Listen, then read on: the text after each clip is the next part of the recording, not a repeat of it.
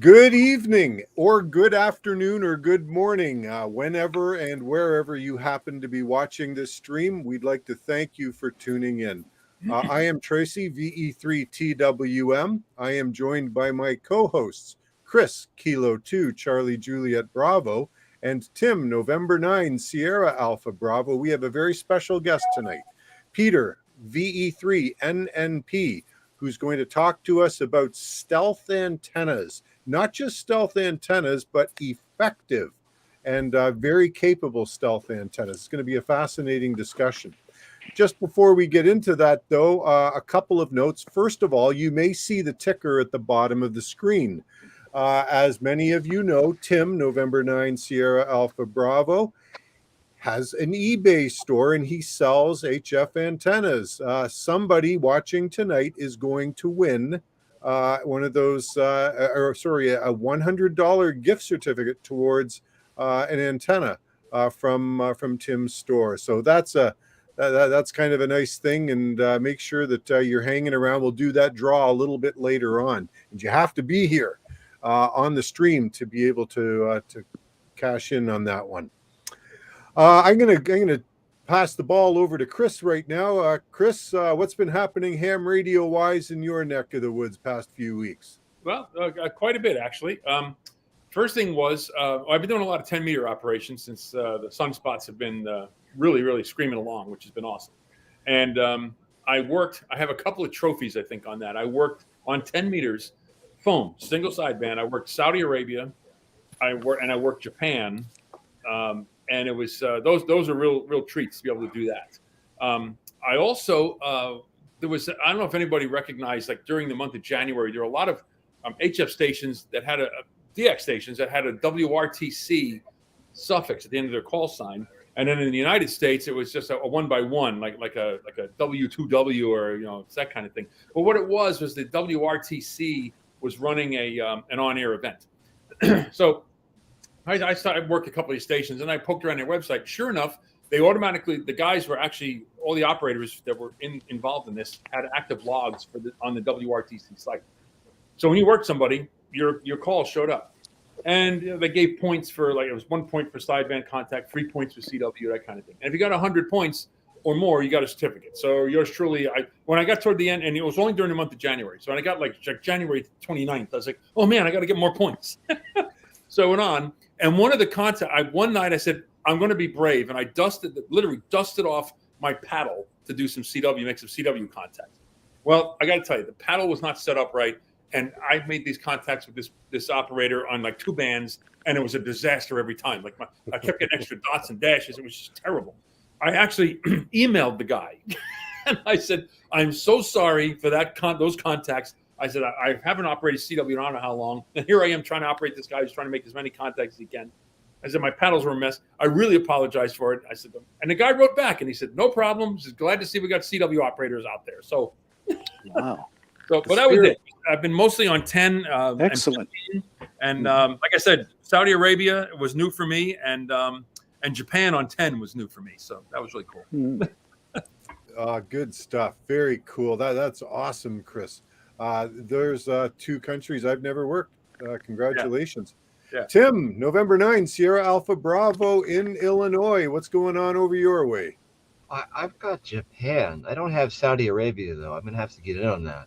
Yeah. HZ1HZ. That's how I work. No kidding. I can hear them sometimes. I mean, they'll come up and watch and run digital for a little bit, and I receive them and I decode them, but I don't.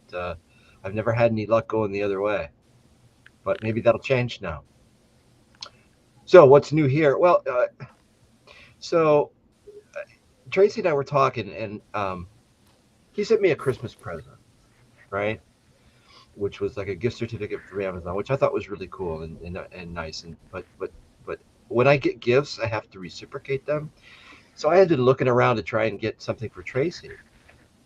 So funny as it seems, a QRP ARCI membership is $25, so it would be perfect, right? I'd been a member for years, and I go, the magazine shows up, and I go do it, but it's one of those things that oh, the magazine's here, I'll read it later, and off it goes, right? So I started digging into it a little more, and I ended up joining a message board where I was trying to figure out how to buy. There's no button on the website, buy membership, guest membership, whatever. It's just enter your call sign and renew. So I had to chase somebody down to figure out how to buy them a guest membership, right, or a gift membership, I should say. And I ended up attaching myself to this email board thread thing. It's like a Reddit board, right, where people's emails go back and forth all the time. So, and I just autopiloted the thing and let it stuck. So I've been getting all these emails, or copied on all these emails within the group, and it's actually quite fascinating. There's a number of conversations going back and forth about antennas and meters and all kinds of things. So I've been digging that because I pay more attention to my email than I do, just about anything else. So that's new. I never knew what I had all this time I had it. So I recommend it. If you, I don't know if you're Chris, are you a member? Have you heard of them? Oh, I've heard of it, but I'm not in it though.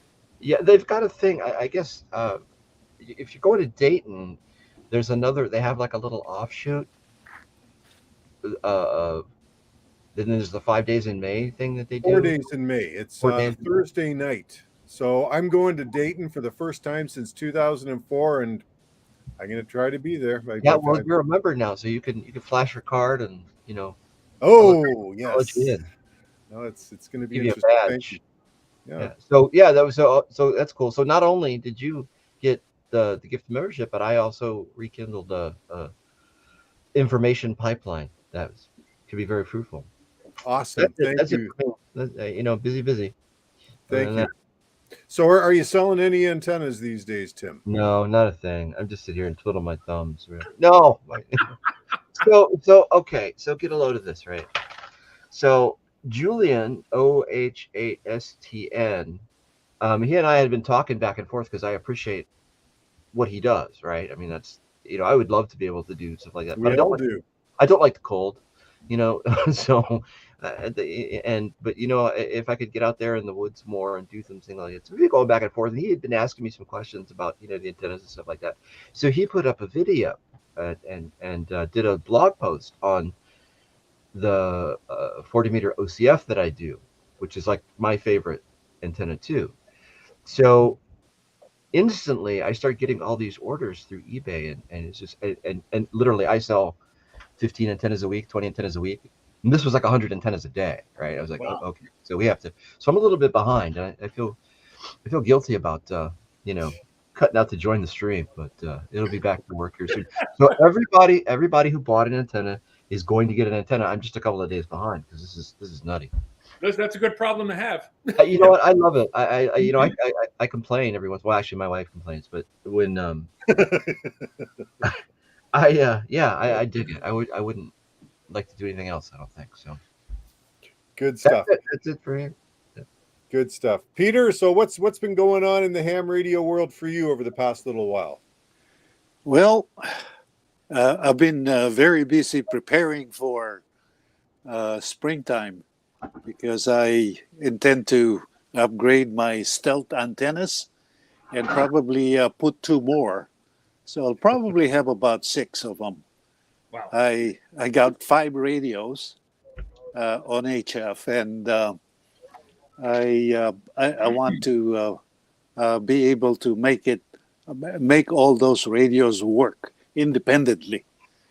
And of course, I've been busy making a test comparison between the ICOM 7610 versus the ICOM versus the FTDX 101D. And boy, did I discover a can of worms between those 2 radios. I won't discuss it now, but maybe in the future.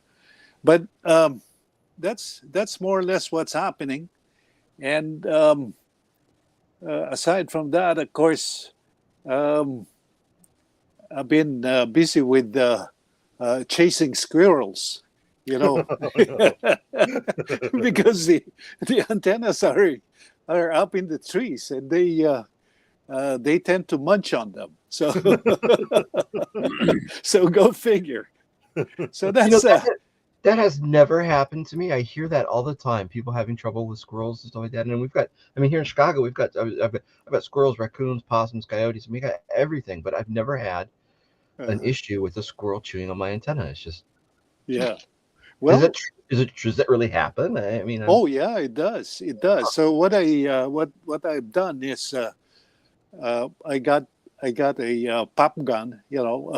Basically a brake gun, and it's not meant to kill those animals, but to more or less inflict maybe some pain, and so they would stop doing that. So you just encourage them to stop? Is that basically? And you try out. Like it or not, I don't want to kill anything. So the crazy thing is this: after I got the gun, they disappeared. They probably have a sixth sense in that regard. So I've been telling my wife, I said, what has happened? Maybe somebody has raised the red flag, and this guy simply disappeared. And it has been 3 or 4 days, and I haven't seen one. So the best money ever spent was on that gun. That is just the way it goes. The day you cancel your insurance policy is the day you'll get an Exactly. Very true. Yeah. So back to you there, Tracy. Okay, good stuff. Just before we move into the main body of our chat tonight, then, I want to pay some attention to some of the comments we're getting. So David from Ottawa, VE3NNP, welcome. Thank you for joining us. David Vaughn says, oh boy, I hope it's me, referring to the gift certificate. Hang in there. It could very well be. It's nice to hear from you, David. David's a real, loves to take his 817 up into the mountains and operate HF portable. We got Michael from Labrador. Holy cow, God's country, VO2MS. Thanks, hey, Mike, for Survivor Man did a thing in Labrador, didn't he? Wow. What's that? Didn't Survivor Man, right? Oh, heck yeah. He ran into a polar bear up there. Was that the Labrador one? Yep. Labrador. Yeah, absolutely. Here's an interesting one. N3JW, North Florida. They're expecting a storm. I hadn't heard anything about this. Wow. Oh, you got to be kidding me. There's a full-on blizzard. When I saw his call come by, I was like, N3. I said, I have a friend of mine that lives in Central Florida who's N2JW. So I had to do a double text. Oh, is that him? No, it's not him. half the country is under either, severe storm watch, tornado watch. It's literally a blizzard outside right now. Oh, no kidding. Wow. Oh, yeah. Can I tell you it was 62 here in Connecticut? I was loving it. Oh, we've had the mildest winter in many years. February is normally deep freeze. My weather today is your weather tomorrow, Chris. It's okay. Yeah, I might skip. Buffalo likes to take some of that for itself, and so I might get lucky. Okay, so who else we got here? Good luck, N3JW, with that storm. Hunker down. We have Andrew, N1YLO. Hey, he ordered an N9 SAB off center fed, and let me tell you, that's one of my favorite antennas. I'm sorry, you're gonna love it, Andrew. But it's just, it's just been inundated. I knew there would be a bump. I mean, it's okay. Oh, that's cool. But usually, no, not this. This is different. So I'm a little bit behind. I apologize. Everybody who ordered one would have gotten an email saying sorry, and then like a coupon if they ever want to buy another one. So good stuff. That's what I can do. Okay, we got a ZL from New Zealand. ZL2 wow. TOY. Dusty. Hey, good afternoon, Dusty. Juan Gonzalez from Chile. Love to get the guys in from South America. Tariq says, hey y'all. What else we got here? Levi. So Levi, greetings from Brazil. And you spelled it wrong. My wife is Portuguese. She tells me every time she sees it spelled that way on TV. Why did they always misspell Brazil? Because that Brazil is spelled with a Z. That's why. That's the I'm gonna leave that one right there. Okay. Constantino, long time watcher. Americans spell it with a Z. That's how it's spelled. Don't you know that? I'm moving on. Okay, Constantino, thank you. We got Ferris, N2FH, enjoy operating 1 watt or less. There's a man after my own heart. Marty, winter storm in California, 63. Yeah. No sympathy. No sympathy. Yeah. Oh, geez. All right. So what do we got here? Just, yep. Pedro. Pedro was born in Chile, lives in YVR now. Yeah, it does count. Absolutely, it counts in my book, Pedro. All right, let's get on with this. Thanks, everybody. Not DXCC tonight. Yeah, no kidding. That's pretty great. Okay.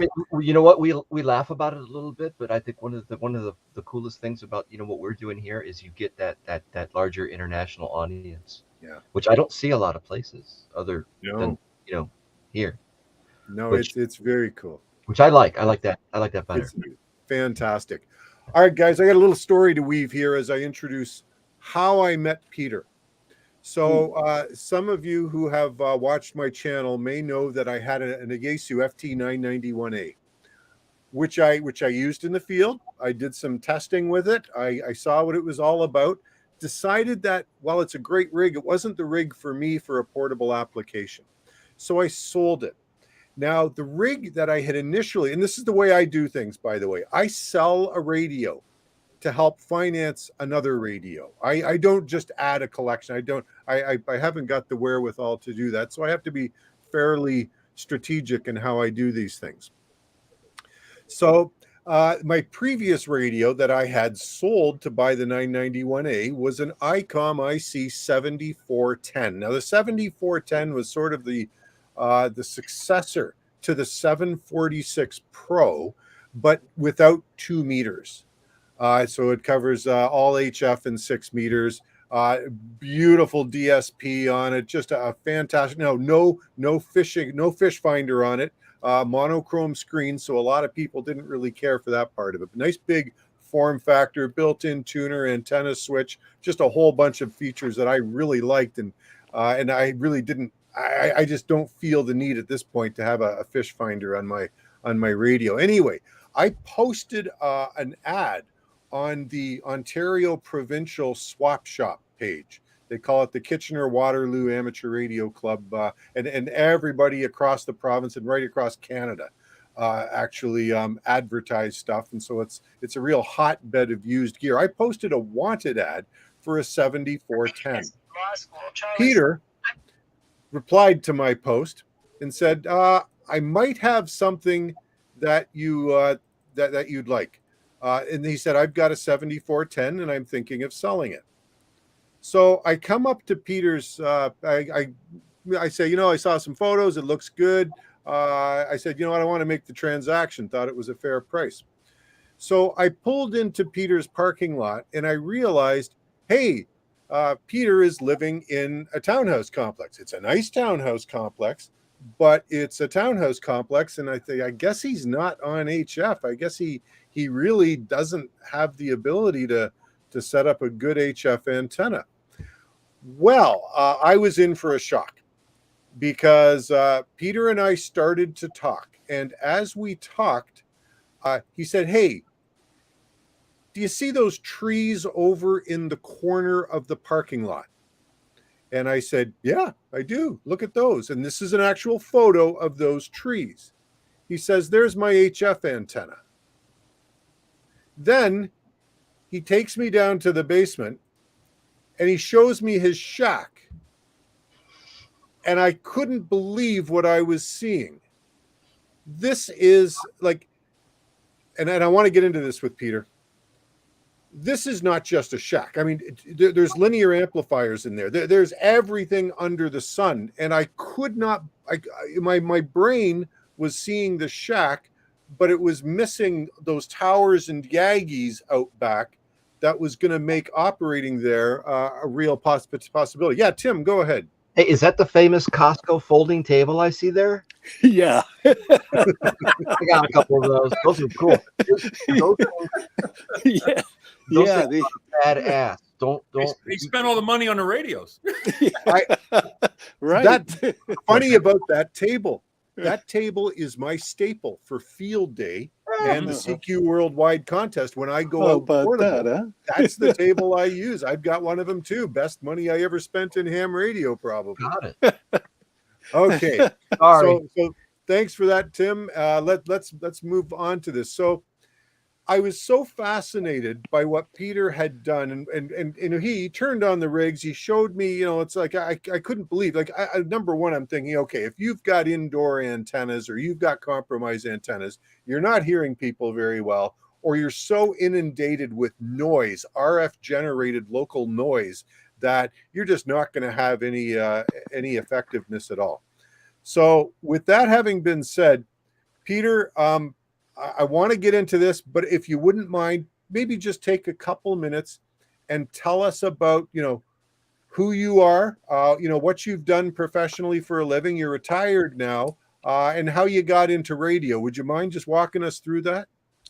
Okay, yeah. I don't know where to start, but basically I started off as a 13-year-old who got interested in my father's station.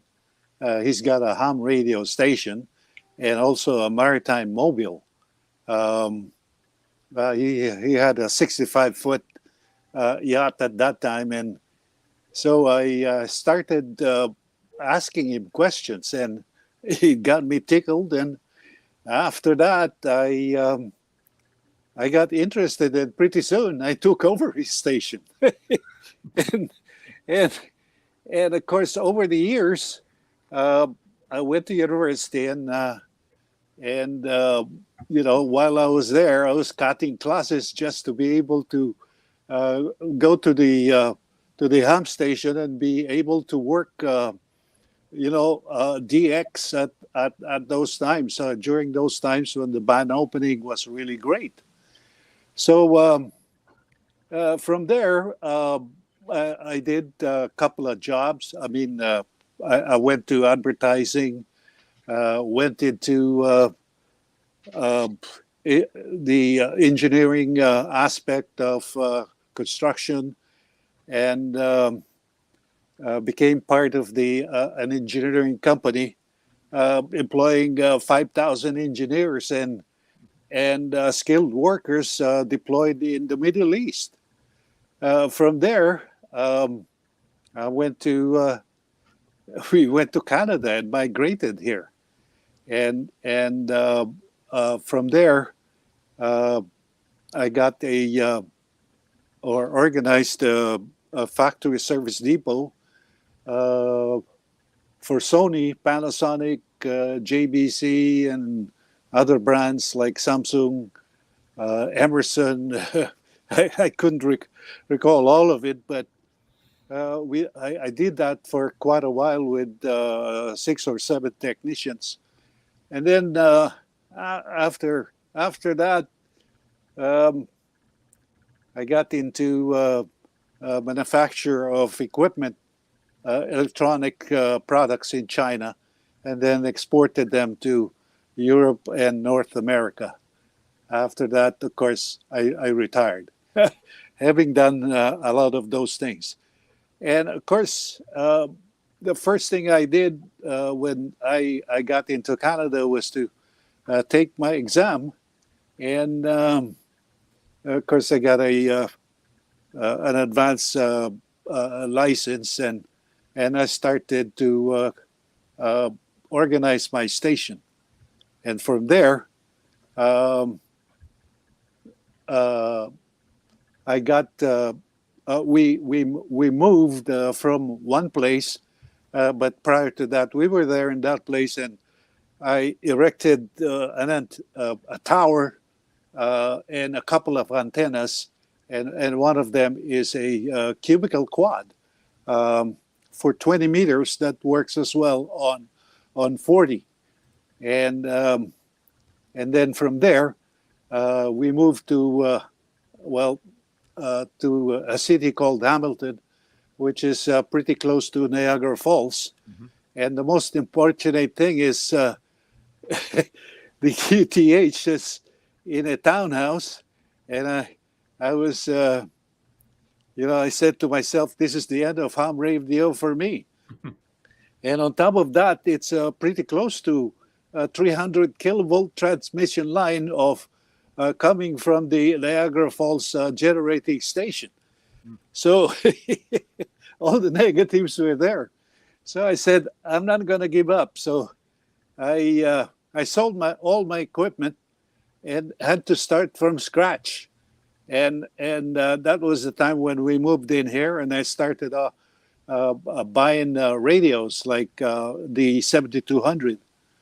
And then I said to myself, well, I'm not going to let the no antenna policy of the HOA get me down. I'll figure out a way to get on air and go back to DX. That's And when I mean DX, you're talking of working the Philippines, Australia, Japan, New Zealand, Indonesia, the rest of the countries, like also India and the Middle East, and of course South America, South Africa, and all of that. And that's what you see. The antenna that I erected on those trees that was presented by Tracy. But the main antenna that I love the most is the one located in the attic, and that thing. It's I hope it's not too complicated for everyone, for the listeners, but what I did was to design a log periodic for 20 meters, utilizing a delta loop configuration, and each loop has instead of only having one wavelength, each loop has 1.5 or three half waves, and that in itself has a gain of at least 5 to 7 dB. And what I did was to put it in a log periodic combination of 4s. One set pointing north and south, the other one is east and west. And then combine it as a collinear array. And boy, on 20 meters, it even beats the guys who are running TH. I have a friend who has a TH TH7DXX, and I beat him all the time, contacting the Philippines and with Japan an attic antenna. Yeah, precisely. That's amazing.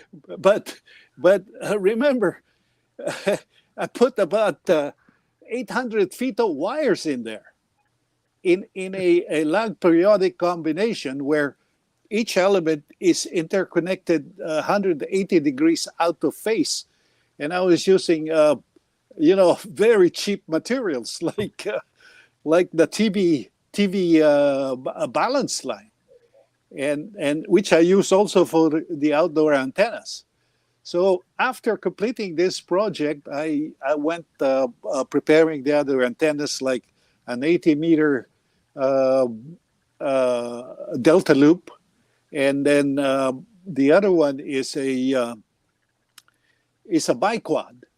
Now, if you Google that, you will see what it looks like. It's basically like two cubical quads, diamonds, and it's connected at the ends, and then fed by a 300 ohm line. And I did a 2 sets of that, and it's called the double biquad. And then, of course, on top of that, I also have the end-fed antenna, and so on and so forth. So, more or less, that's what has been happening as far as my radios, antennas are concerned. And of course, the ham station. When I got back into the hobby here in Hamilton, I said, I'm going to come back with a vengeance. I'm going to get the most expensive radios I can afford. So, so I got the FTDX 101. No, first I got the 7300, and then I got the FTDX 10, and then it took me time to compare the two, and boy, I tell you, ICOM has a very, very noisy receiver compared to Jesus. And not being satisfied with that, I bought the FTDX 101 Delta, and I said, I'll get myself another one, which is the 7610, and I will compare all the 4 radios using the different antennas on DX. And lo and behold, this is where I am. Now, not being satisfied with that, I got a Flex radio, the 6400. A friend of mine who's also an avid ham operator could not put up an antenna because of the restrictions. So I said, okay, you come over and bring your iPhone and we'll program it so you can operate it anywhere you want. and that's what I've been doing so far. So like I said, there are great plans for antenna improvements. But I'm telling you guys, if you have to retire and you have to go to a townhouse or a no antenna HOA management of a complex, don't despair, because there are ways and means of getting around that and beating the HOA, and they wouldn't know anything about it because you can plan it carefully and make sure everything is stealth in this case. So back to you there, Tracy. I hope. Okay. So just while we're here, so we've got some newcomers, some people who have logged in. We got Marty, KM6PRA. Thanks for joining us. Jeffrey Jones, greetings from Georgia. Whiskey Ford, Juliet Hotel X-Ray. Nice to see you again. Cam Curtis from our friend, one of our friends from Australia, Victor Kilo 4, Foxtrot Lima. Non-standard ham. Don't call me late for dinner, whatever that, that's the only time you have to worry about being late, right? Philip, KA4KOE. I don't know what you're referring to with that one. Are you Philip? Okay. And then Luis Sanchez. Do you have any concerns with radiation from the attic antenna? What do you say, Peter? Yes and no. What I've done is get a field strength meter. And I have it at the background on top of my radio, and I put a piece of wire as an antenna. And what I do is every time I transmit, I use that to snip if there is any RF. Usually, if I put it right across, on the feed line itself, then of course I would get an RF deflection. But I would go around the house, even under the attic, and I wouldn't get any. I don't have any RF or stray RF that the field strength meter could detect. So, to answer your question, no, I'm not worried about that because. And most of the time, when I operate that antenna, I make sure nobody is around. That's one of the penalties of having a stealth station. You don't want to mess around with your neighbors and interfere with their fire alarm systems, with their stereos and stuff like that. So I normally operate it, most of these guys anyways, who are living in the condos are working. So most of them are nowhere during the hours that I operate the station. So back to you. I hope that answers the question there, Tracy. Okay, great. Now you guys are going to want to check this out. Juan Gonzalez has chimed in. Now read this, but there's a part 2.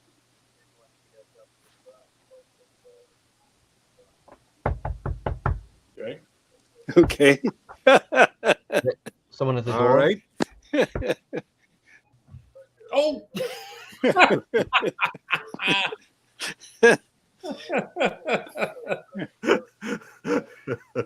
That is a classic. That's an a fun absolute part. classic. Peter, a question from John. Which radio is your favorite then? Oh, no doubt the FTDX 101D. And, for a good reason. Most of the radios that you buy on the market is actually meant to, market their products without really, it's a question of being able to sell more radios and packaging your radios to the extent that the technical aspect is sacrificed sometimes. And this is what happens about to the radio architecture, especially the receiver. For a lot of you guys who understand about radio architecture, from the antenna, it's normally connected to to your front end of the receiver, and it's connected to the band pass filter, which is then connected to the reciprocal mixer. What has happened to radios like ICOM, Kenwood, and all the others? They have put a preamplifier between these two circuits. And so when you look at the S-meter, when you compare it with the Yaesu, let's say FTDX 101D or the FTDX 10, these radios are usually 2 S units lower in terms of, when you tune into the same signal, utilizing the ICOM and the, let's say the 101 versus the 7610. Okay, so when you listen to a station, you say, wow, the ICOM is more sensitive than the ISO because the S-meter reading is always 2 S units higher than the ICOM, than the ISO.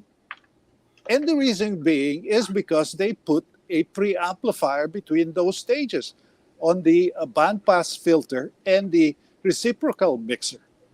So, and you can't switch that off.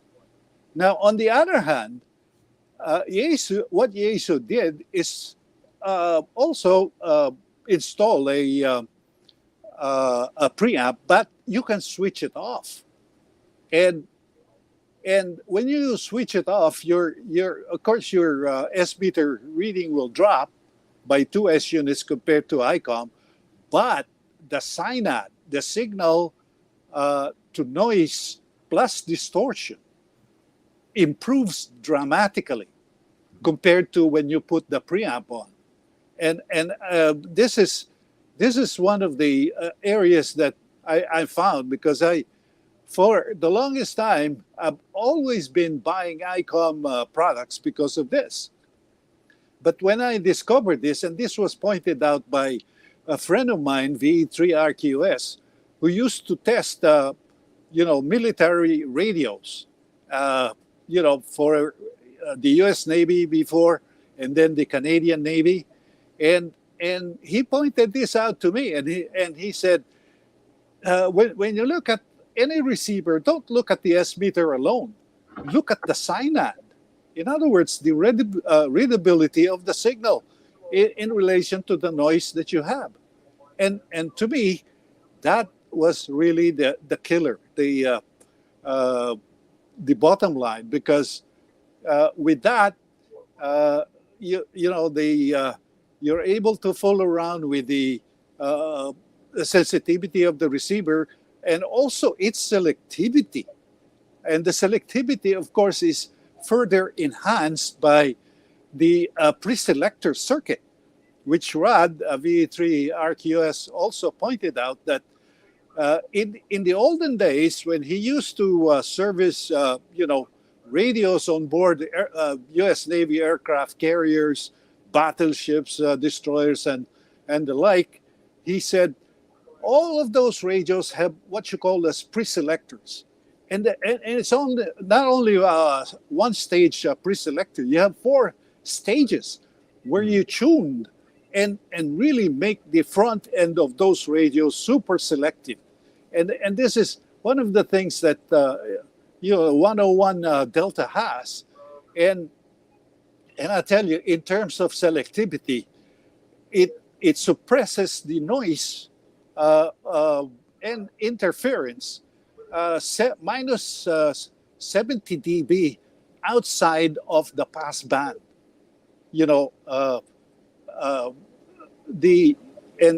Of course, after the reciprocal mixer, you also have the roofing filter, and with the roofing filter, it is combined with things like you have a dual conversion IF, which starts at 9 megahertz down to 24 hertz.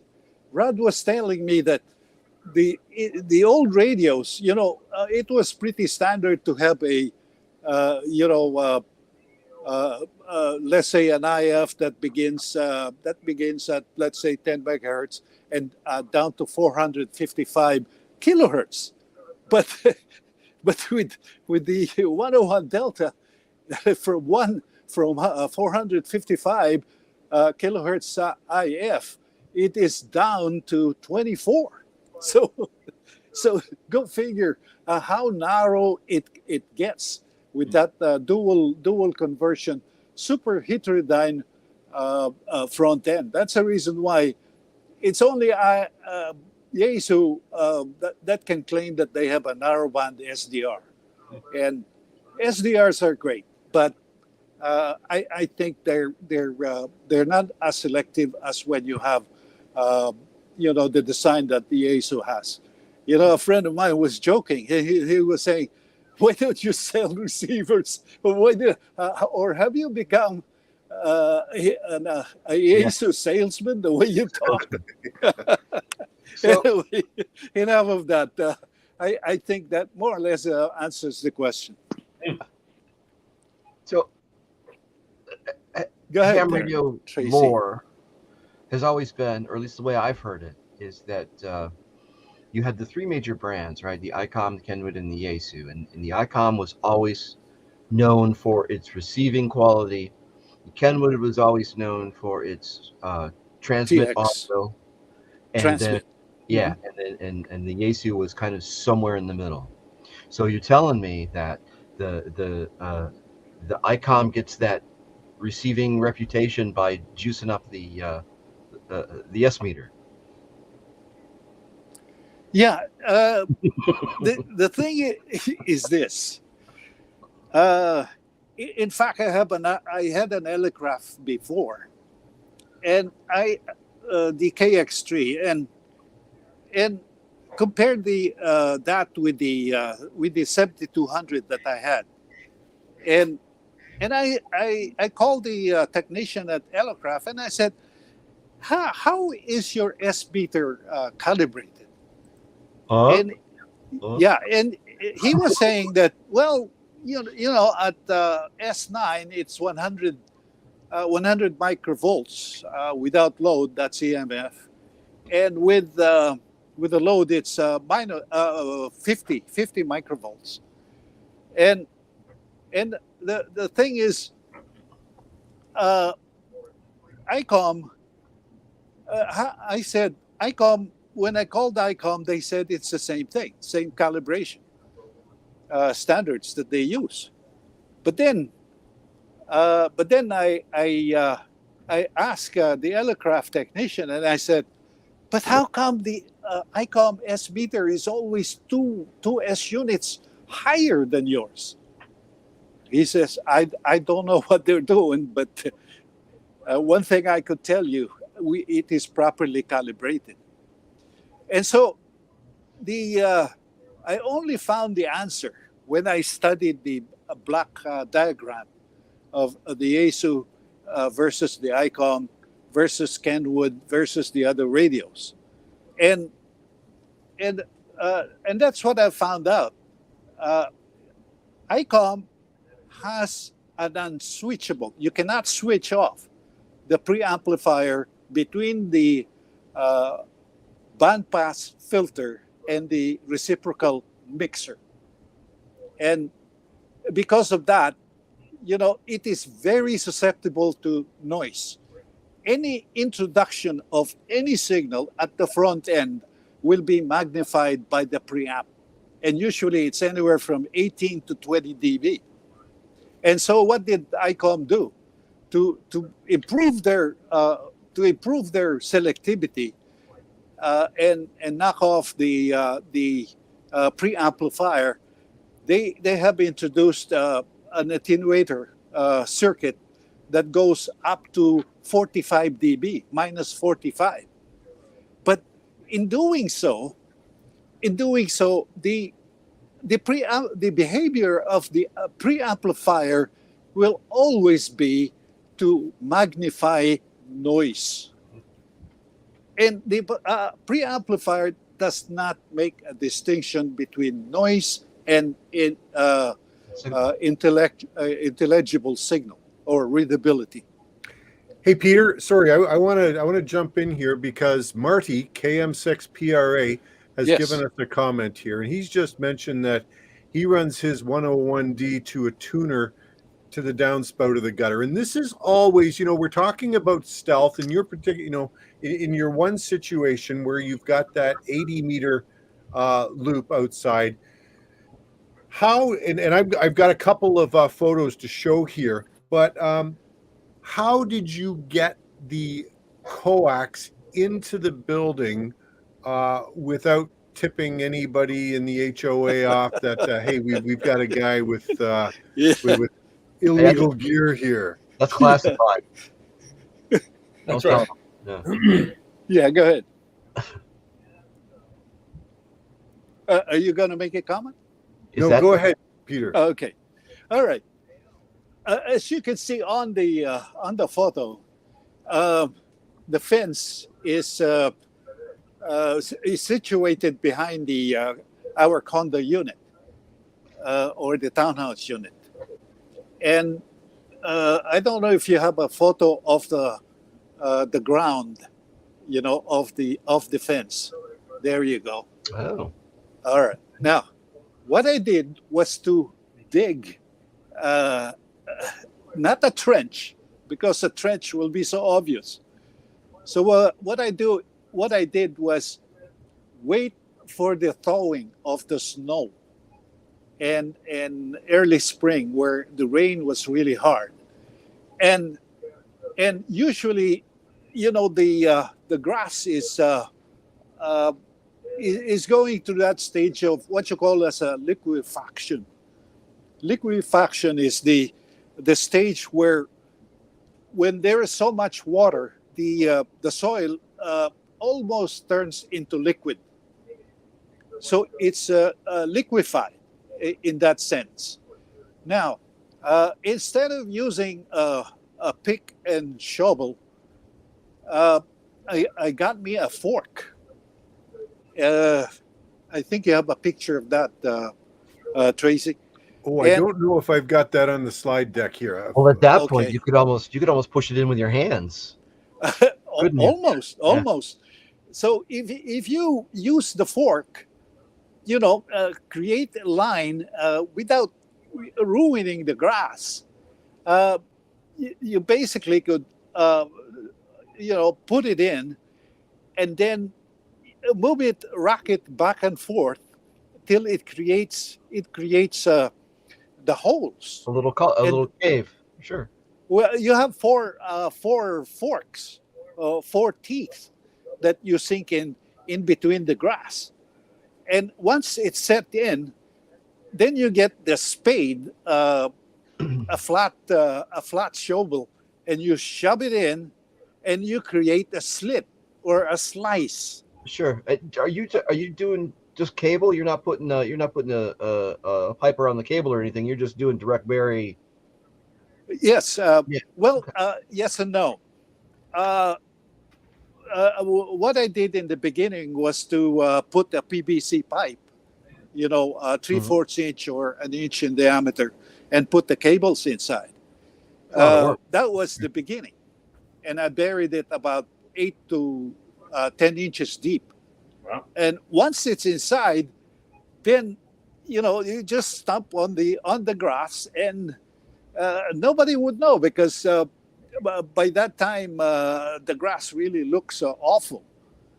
And when you do that, when spring arrives and the soil hardens, then the start of the the grass would start to grow. So initially I buried three a PVC pipe. I think I used also a BX.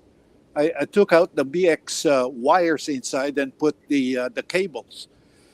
And so initially I put, it's a combination of the PVC pipe and the BX, especially on the corners. So so that was the initial burial that I did. After a while, I got me direct burial cables, Yeah. and I dug another, the following spring, or the following spring, I dug another slit or slice, and put in direct burial cables, and I'm gonna do that. So in total, I think I have about 7 of them buried. And now I will probably put 3 more burial cables Yeah, And that's, in there. that's This is the twin lead you buried, right? The 300 ohm twin lead. The 300 ohm, no. This These is are cable all cables. coaxial cables. Okay. I thought it was a twin lead. Okay. Yeah, that's But I could do that by putting it inside the PVC. Right. Oh, there's another item that I discovered. well, wait, They have the RG8, the RG6 direct burial cables. You can actually get 2 of those and just use the center lead and use that as a balance line. Yes. And I did that already, and it works as good as a 300 ohm line. Well, yeah, it's a 1/4 inch thick. Yeah. Yeah. So nobody When you saw- put two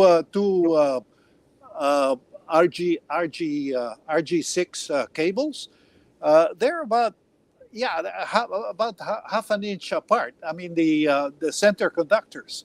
And guess what?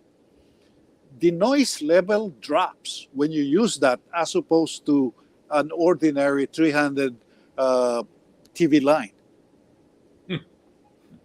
and nobody saw you. You did this at No, night. I right? had to do it pretty close to to midnight or after midnight. Yeah. Nobody peeked out their window. Nobody's Nobody's looking out the window saying, "Oh, Peter's at it again. What's he doing out there?" And you didn't tell him you were like digging for worms or something. No? No, I was just saying that I was fixing my wife's garden. There you go. There you go. Planting tomatoes.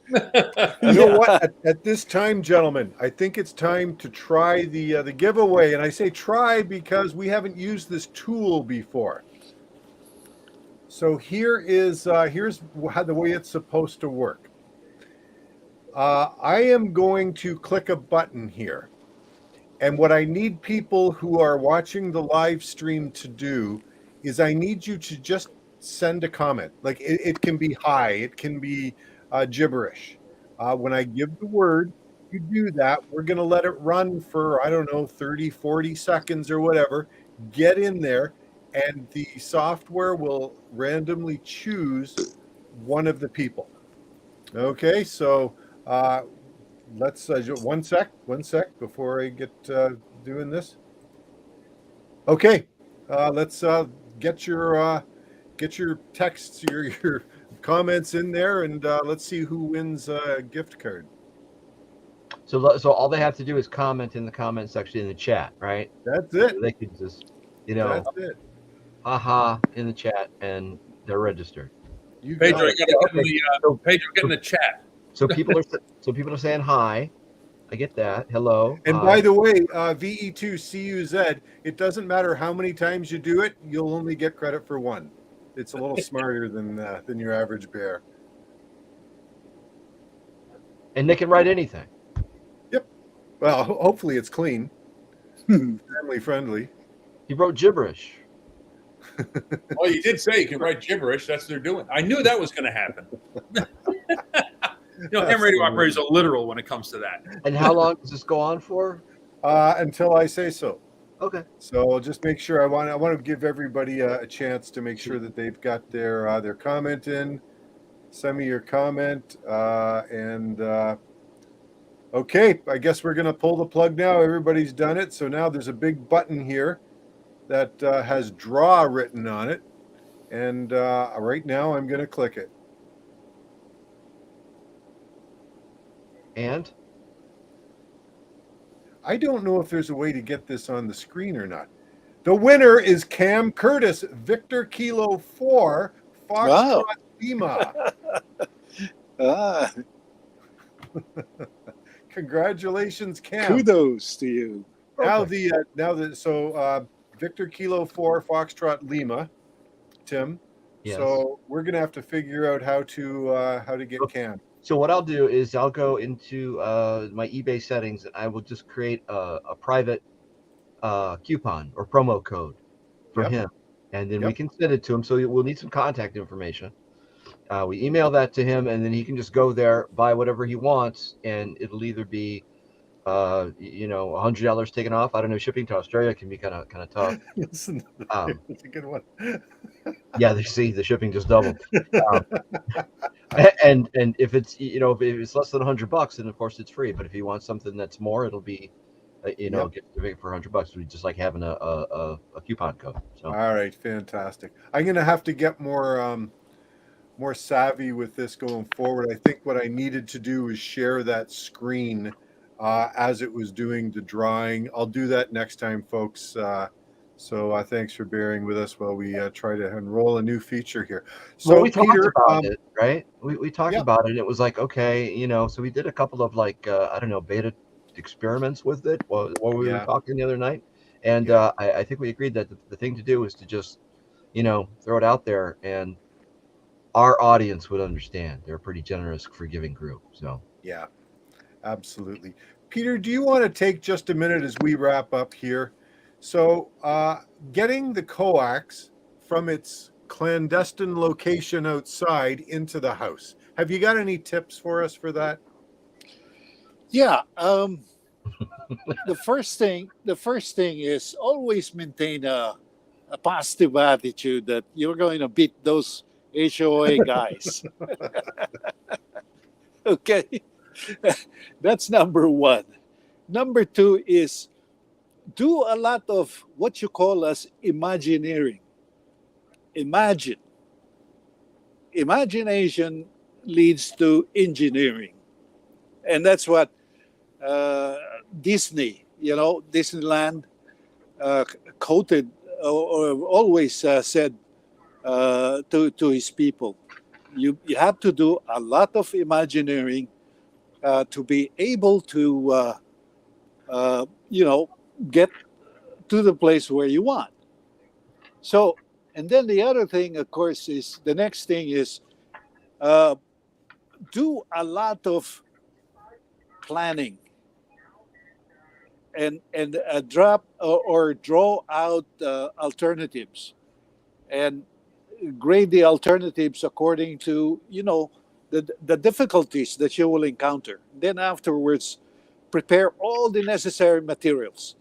Now, before undertaking your project or even beginning to implement, make sure you have all the materials together, because you don't want to dig your a hole or a slice of the soil, and then you don't have the necessary materials to finish it.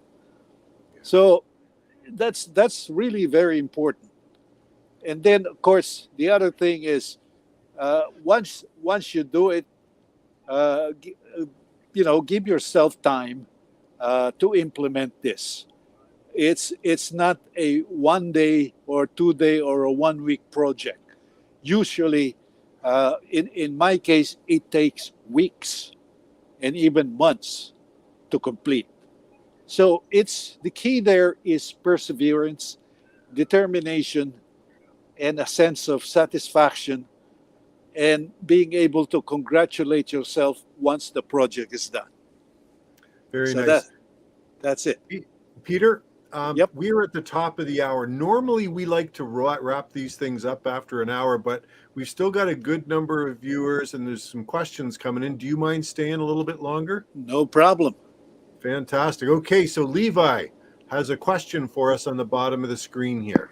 How did Peter put the antenna in the trees? Is it in the horizontal position? Is it an end-fed half wave? Could you answer? Okay. It's very simple. Like I said, I during the 60 years of ham radio, I put up many towers. In fact, the tallest was a 150-foot tower, and the the expense is really enormous. So buying the right equipment for projects in no antenna OHA is very, very minuscule compared to what I used to spend on antennas, on towers, and stuff like that. In the beginning, I spend some money on slingshots and bow and arrow and so on and so forth, and I found them to be all ineffective. So eventually, what I decided is to get the arborist throw slingshot. It's a giant slingshot. If you Google it, you will see what I mean. And that's what I use now. When you put up the antenna, I'm very partial to putting up loop antennas as opposed to dipoles or end-fed antennas, although I have an end-fed that I use with my Flex radio. The reason being is that you can use the slingshot to throw a messenger line, and then you can put it on top of the canopy and then pull the other side, and then utilize the radiating element. Now, one word about the radiating element is this. I used all kinds of wires in the beginning, and they all broke. And so I said, I got to get something really, really strong. And then I found out that a copper-clad wire that they use for clothesline is the best, because you can get a 500-pound load test up to 1,000 plus load test. And when I put up that on a couple of trees, and they swung wildly during storms, I said, wow, here we go again. I'm going to have to replace them. But lo and behold, it didn't break. It held. It withstand all the counter forces of the leaves and the branches. And these are big trees. So you would say, well, is that better than copper? Let's say copper wire that you buy out of Home Depot? Yes, it is. If you would note, those who who work with the military, they don't use copper wires for antennas. They use steel, but it's copper clad. Copper clad steel. Yeah. Yeah, so it doesn't break. So, like for instance, on what Rod Heavy. used to do, he would install antennas on destroyers, and they would use copper clad steel antennas, really big ones, because when those ships start to roll and slam, those antennas will break if they're not properly calculated to withstand those forces. So, per my experience, the copper clad wires, the clothesline will be the best. Now, as to the shape, don't worry about the shape when you put it on top of the canopy. It can be a semicircle, it could be a delta loop, it could be a rectangle, it could be a trapezoid. For as long as the antenna wires are stretched out and properly spaced properly, then you would get a very good resonance and good performance. So if you go close, you get the binoculars and try to see how my antenna looks like, you'll be amazed because it looks like a spaghetti up there, but they still work in this particular case. And like I said, the loop is the best because the loop, number one, it is a very quiet antenna. Number two, it is grounded. It is a grounded antenna, unlike a dipole or an end-fed. Those are very noisy antennas because the ends of those antennas are susceptible to high voltage. You know, when you look at the current distribution on the radiating element, you will find out that the dipole has the highest voltage at the ends and the lowest at the middle. So what happens is when you have noise, the noise will always come to the ends of the dipoles. But with the loop, to begin with, it's grounded. You know, it loops like that, and it's connected to the center conductor.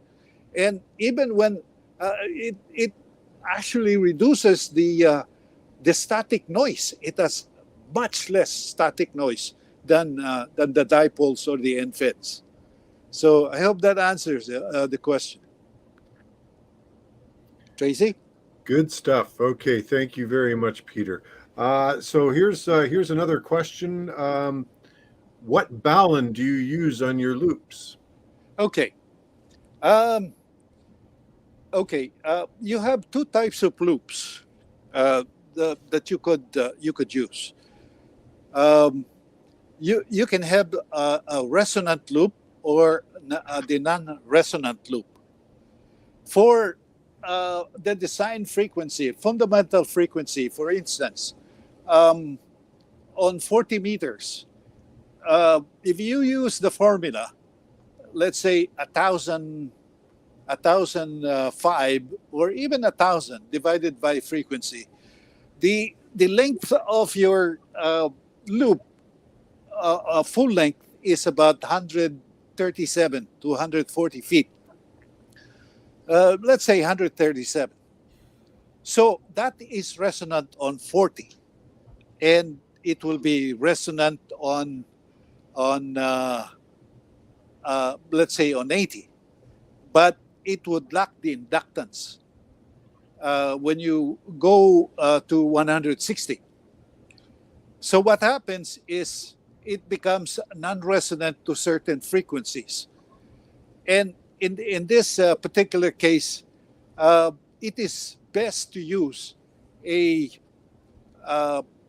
transformer, a 300 ohm or a 450 ohm ladder line, because your loop will become multiband if you use a balanced line. Now, and of course you have to compute that.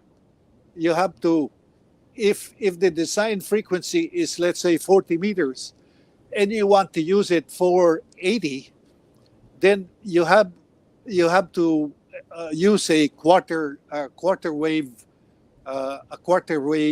feed line, a balance line. So in this particular case, it would be good to use um, a quarter wave on 80, although it is designed for 40, is about 60 feet of, let's say, the 450 ohm ladder line.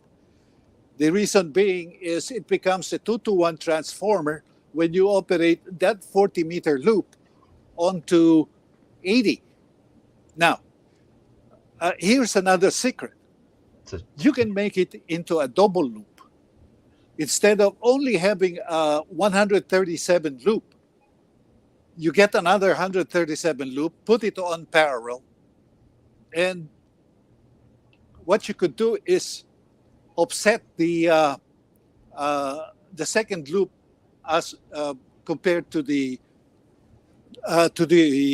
first loop. So there is an offset of 90 degrees. When you do it this way, you basically, although it's still designed for 40, it will now work on 80 and 160 using a 60-foot ladder line. Now, after the ladder line, you connect an RG8 or even an RG11. You know, the geometric mean between 75 and 1200 ohms, especially for non-resonant antennas, is about 300 ohms. So if you use a balanced line of 300 ohms, you are within the ballpark of the geometric mean, and therefore the tunability of your antenna, you'll be amazed, because even without the tuner, all the bands will work below, will have an SWR of below 2-to-1. So that becomes really a nice antenna. And like I said, you have a 40-meter loop. By just doubling that, you're able to operate now not only on 80, but you can go down to 160, and then you can go up to 6 meters. Now, you could also use a balun. You can use a 4-to-1 balun, and then of course a coaxial cable.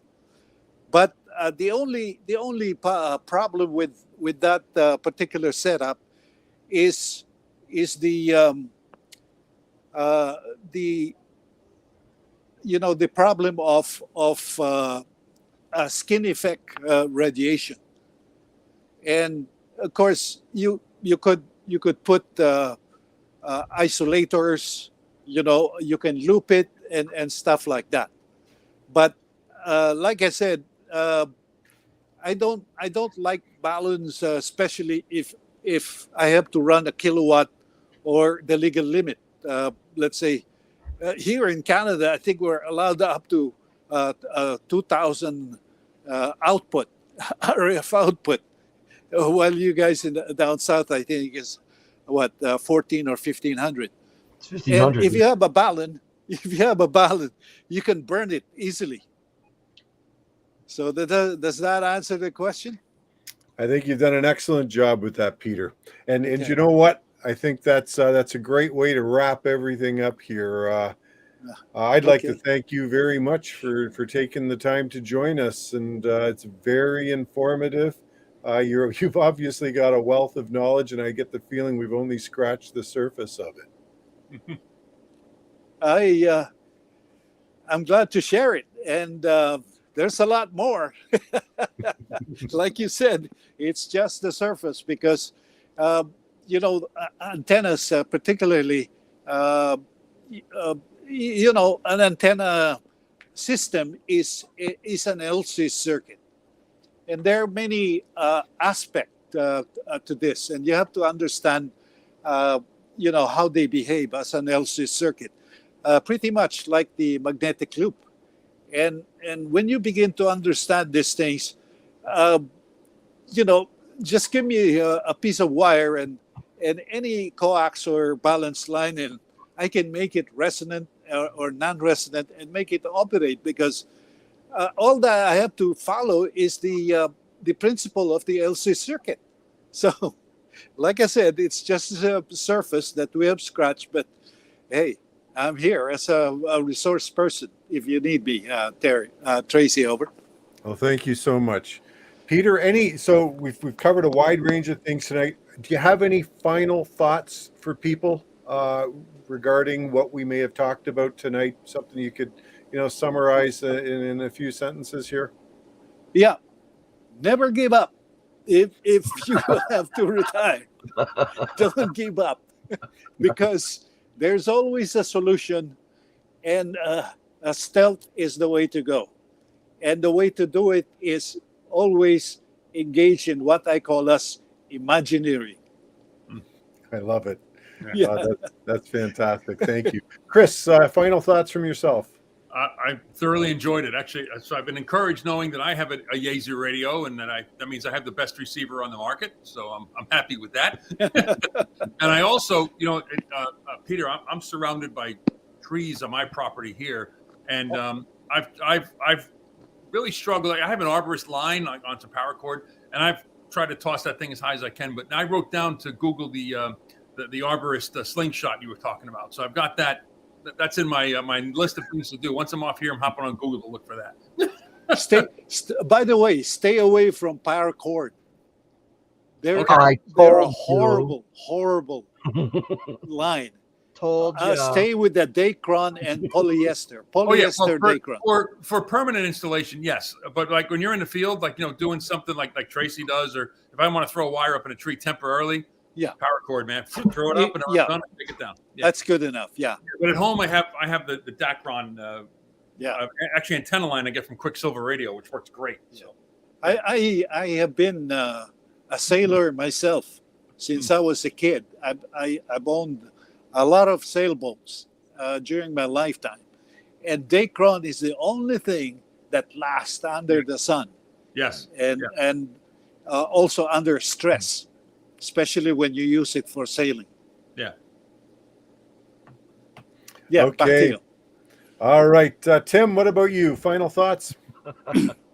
No, this was exciting. We didn't get to talk about the Christmas tree looking antenna though, which was the loop when you folded up the points of the triangle.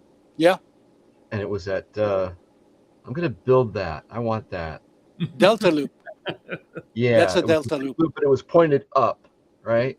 So if I use my imagination, I have a big tree, the top of which is the point of that antenna, and it just comes down like a triangle, right? But I've got a delta loop. 4 points, which is the loop with the two ends brought up.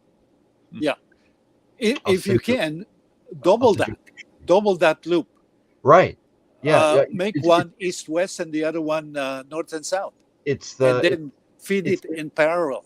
The picture in the materials that you sent to Tracy. Yeah. You have a picture of the loop, and then you say, oh, by the way, if you have the two triangles and you take the ends and you point them up, it becomes like I don't know, like a broadhead arrow tip, right? Standing on it. Yeah. Right. Yeah. Yes. Yeah. I'm gonna do that. So at some point. Oh, you won't be disappointed because that is so easy to make, and the impedance of that is very close to 50 ohms on all frequencies. Easy to make, yes. Not maybe so easy to put up. Yeah. Well, you need the arborist. I have it. Yeah, I have. No, I have an air cannon that I use. Okay. That's excellent. You might want to try that on the squirrels. Oh, no, you kill the squirrels if you hit them. It depends on where you hit the squirrel. Yeah. So my neighbor and I were joking around, okay, just before we go, right? So I had the cannon out and I was trying to put I've got two big trees. So I bring out the Canon, and he's looking at me, and he's like, so and we've known each other he's lived there for 25 years or whatever. So, hey, what's that? And so showing him, so it's all it is a PVC pipe. You take the old rainbird valves, the sprinkler valves, sprinkler valves, and you know what I'm talking about, right? It's all Right. all on YouTube. You can see that. So I usually take mine. I put about maybe 30 pounds in it, 35 pounds or whatever, and it shoots the weight bag, a fair distance, let's say. Okay. Yeah. Do you use a tennis ball or? No. I use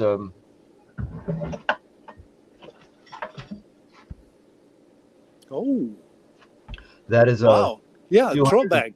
That is a throw weight. So if you take, actually, I made like a styrofoam sabo for it. Yeah. Fits in the tube. Yeah. And so it shoots out, and the little foam piece flies off or whatever, but the thing goes. And we were talking about it, and he goes, "Oh yeah, I wonder." I was like, "That thing looks pretty powerful." So I was just goofing around. Yeah. And so I put like 40 pounds in it. And how far? we how have high? we have a big fence in the backyard, right? And I was like, "Oh well, here, So I shot it at the fence, right, and blew a hole in the. Whoa! So But how high can it go? Let's see. I've got it. Well, I'm into the tops of trees, easily into the tops of trees, and over. 50, 60, 70? No, higher than that. Let's see. I've got 100. See, I did an 80 meter end fed, right? So what is that? 132? 100, yeah. Something like that. 135, yeah. Okay, so half of that would be let's call it 75 feet. 60. Yeah. So let's call it 75 feet because I'm going over the tree and down the other side. Wow. So easily 35 pounds over the top of that tree. Wow. That's good. Yeah. It's a lot of fun. But yeah, I was just goofing, right? And I'm like, boom. And holy shit. Yeah. So what do you use compressed air? Yeah. And you have a a device. I've got a compressor out in the garage, but my goal is when I take it portable, I either want to take this one or make a smaller one that I can use portable, and you get one of those little 12-volt tire inflators, right? Yeah. And just fill it up like that, because if you can get 20 pounds in that thing for a portable antenna, like for Poda or something like that, that's powerful. No problem at all. Yeah. The slingshot you're talking about is that the two stakes you put in the ground and then pull That looks, you need to put your weight to be able to draw it. Yeah, It can go easily 100 feet high. Oh, sure. But I like mechanized. Right. Power tool. Yeah. Okay, gentlemen, it's been fantastic. Thank you very much. Thank you to everybody who's tuned in, watched us. Really appreciate it. Thanks to anybody who is watching this post event. We look forward to bringing more of this sort of stuff to you in the future. We do a live stream every month, typically on a Thursday evening.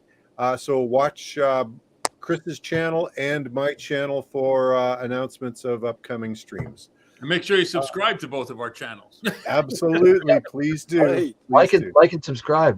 Subscribe. That's it. The standard line is you have to say smash the like button. Oh yes, you can't just click on it. Yeah, you got to smash it. Smash it. All right. So the four guys, including myself here on the stream, hang on after we disconnect, and we'll just regroup afterwards. Tim, something else before we go? We need Cam's data. So Cam, we have his call sign, and if he's got his email address linked into QRZ, we can look him up there. Got it that way. Yeah. Okay. Mm-hmm. Good stuff. Okay. Thank you, everybody. It's been a pleasure. And thanks again to Peter, our special guest. Been a very welcome. hour. Really appreciate it. My pleasure. Okay. Goodbye, all.